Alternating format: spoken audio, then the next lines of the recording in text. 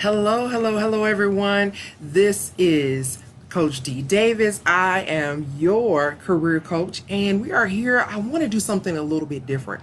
Oftentimes, we're always sharing with individuals about trying to make sure that they get an education, that they find opportunities to gain stackable credentials, that they are actually working on ways to better themselves, that they are working on anything that they can do to create great opportunities for themselves in the future.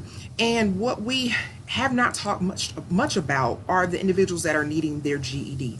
So in order to get into many of the trade programs and opportunities, these people have to have the GED. So I wanted to get on here and let's talk about what are the things that are needed for individuals to get their GED, because now that basically the country is going virtual at this moment, I want you all to have access to that information. So let me go ahead and get started. Let's break down this GED test so you can know its parts. Please share this information. If you know someone that is in need of getting their GED, please definitely share this information, okay? So let's go ahead and get started. And again, I am D Davis. I am your career coach, and I am here sharing some information about the GED. First of all, there are four parts to the GED test. You have language arts, which is actually called reasoning through language arts. You have social studies, you have science, and you have math. Those are your four parts of the test. You have to take, you do not have to take all four parts at the same time. That is huge. That is huge because it usually provides a greater chance of the individuals being more successful when you only have to focus on one subject at a time. How awesome is that? One subject at a time. Traditionally in school, we're taking all four of those subjects at the same time. So fret not, do not fear, one subject at a time.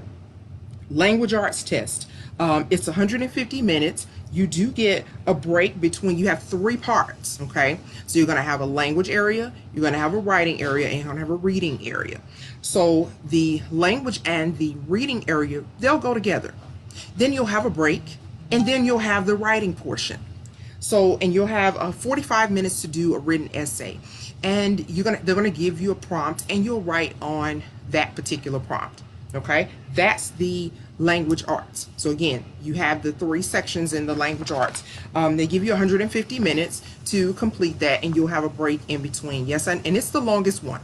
Okay, so language arts is the longest one. Then we have the social studies. So the social studies exam, it's 70 minutes long. No breaks. That's just an hour and 10 minutes. So a good bit of reading. So if reading is the subject that you work best with, or it's a subject that you favor or more comfortable with, language arts and reading go together. So those are the two subjects that I would definitely recommend that you do together, okay? So the language arts and the social studies, but hint, social studies first, okay? Now, and also too, you definitely, one thing with the social studies, because there are going to be some charts and graphs, you'll actually have a calculator that you'll be able to utilize when you're working on social studies. Now, how cool is that? How cool is that? Okay, because social studies has timelines. Timelines are actually a derivative of math as well. So don't let that scare you. Don't let that scare you, but timelines will be on the social studies test, which is how and why you kind of get an opportunity to use a calculator, but you probably won't even need it, but it'll be there if you do. All right, so then we have science. Science is the next subject. Science, you have 90 minutes, okay, which is, let's do a math trick here. Conversion. So if you convert that 90 minutes, that's an hour and a half. There's no breaks and in that, but with the science, you will have a calculator with that as well, because you will have a little bit of math in that in the science as well. So, and then you also have to do some writing there, which is like an experiment. You may have to actually do that there. They'll offer a prompt, excuse me, not may have to, they will. They'll offer a prompt that you have to create, that you have to complete, which is usually for you to formulate a science experiment.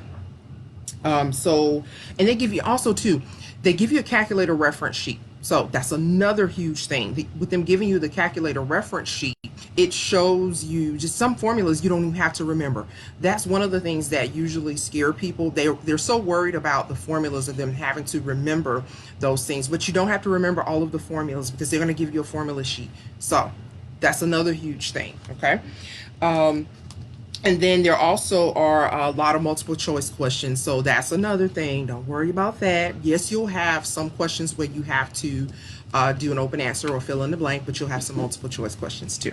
Okay. Now, the final test would be the math. And you don't have to do these in that order. So let me put that disclaimer out. You do not have to do them in the order that I'm explaining them. You can choose the order. Let me take these off for the glare. You can choose which order that you would like to take the test. You do not have to take them in the order that I'm explaining them. I'm just kind of giving you an idea of each one. So the fourth one would be the math. There are two parts to the math. The initial part on, well, the beginning of the math, you're going to have your basic questions, your fractions, decimals, percents. That's your what we call foundation. Okay, so in school we call that the foundational portion. So that's your foundational math. Once you get past that part, you're only going to have about 6 or 7 questions of that. Then you're going to submit that, and then you're going to go to the other area of it, which is primarily algebra and geometry. Now, let me say this. Do not let algebra and geometry scare you. Do not let it scare you, okay? The only thing that scares a lot of people with the math is because their foundation was not solid. You cannot build a solid house on a rocky foundation. So if you take care of your foundation, meaning your basic math skills, your multiplication, your fractions, your decimals, your percents, your division, things like that, if you take care of that, though, that's your foundation for you to build upon. Algebra and geometry is just derived from that. A lot of times people struggle because their foundation was not strong. So again, do not let the math scare you. Don't say, oh, well, I'm afraid of math. No, math is just reading with numbers. That's it. They just throw in some numbers to throw you off. But hey, you got this. You got this. It's okay. You got this. All right. So the two parts, again, and you have a calculator for the second part, not the first part, because it's your foundation. All right. It's your foundation. So you take care of that, submit that portion, then you'll take care of the second part. Let's see, that particular test is 115 minutes. And let's see, you have a 3-minute break in between your two parts. Okay, so that's just time enough to get your calculator, get yourself situated. And so whomever is proctoring the test, let them know, hey, I'm ready. I've submitted my first part, and then they'll get you your calculator for your second part. So that is a breakdown of the GED test. So listen, let me give you some other things I want you to do. If you are working on that, if you are in need of that, if you need of assistance in completing your GED, please inbox me. Please let me know. We can try to work something out. This is the time for you to get this done. Not before, not, I wish I could have, I should have when I had time. Now is the time to get that done. Okay, this is the time to make that happen for yourself. If you want to open up other doors and windows of opportunities for you, for yourself, you have to get this done. This is step one. We cannot continue to go beyond and past step one. We need to start at step one. Start at ground zero and work your way up. It is possible. It can be done. So what I want you all to do at this point, please start following me on YouTube, Elevated Careers. I will have more of these videos. If you need some one-on-one help, some assistance with breaking this down a little bit further, please inbox me and let me know. Let me know. We can work something out on that. But definitely, please start following me on Elevated Careers on YouTube. I will be posting this video there. You can share it with individuals on Facebook. You can share the information there. I will very soon be getting a website up. But on the Elevated Career Services Facebook page, there's all of my contact information. So definitely like and share that page as well.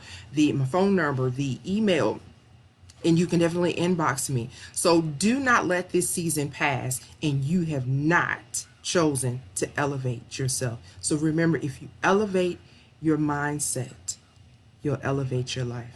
That has been your elevated moment. I have chosen to do a shifting because it is needed. Okay. I am D Davis and I am your career coach and I am here for you. So I want to see you through this process. Let me do it. Let me help you. Let's connect. All right. And let's make it successful. You all have a wonderful, wonderful day.